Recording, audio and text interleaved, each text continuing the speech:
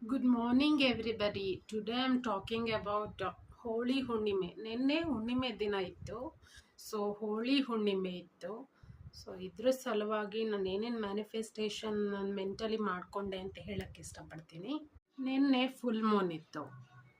ನಿನ್ನೆ ಹುಣ್ಣಿಮೆ ದಿನ ಇತ್ತು. I always talk about full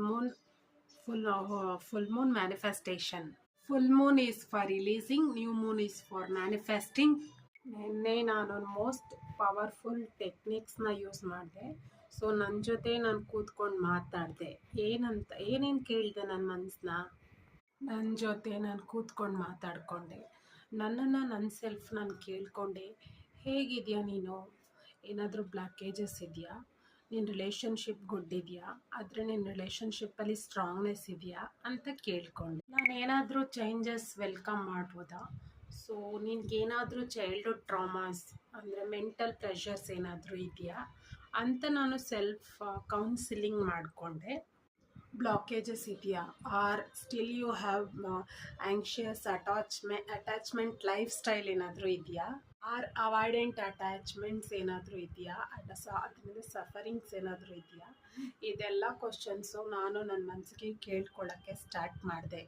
What are the improvements I had to bring in life?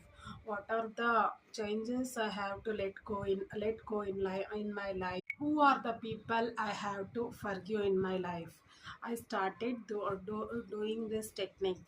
Opono technique. It is nothing but telling yourself, thank you, forgive me, I love you, and thank you.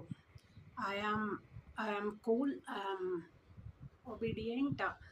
So I can forgive myself. Forgiveness is nothing but self liberalization, opening your mental freedom to yourself. It's nothing but making your mind space free. May I be in peace, may I be in happy, may I be free from all sufferings ಅಂತ ನಾವು ನಮಗೆ ಹೇಳ್ಕೋಬೇಕು. Who have made them life miserable, who had made them life unpleasant, toughest, bless them.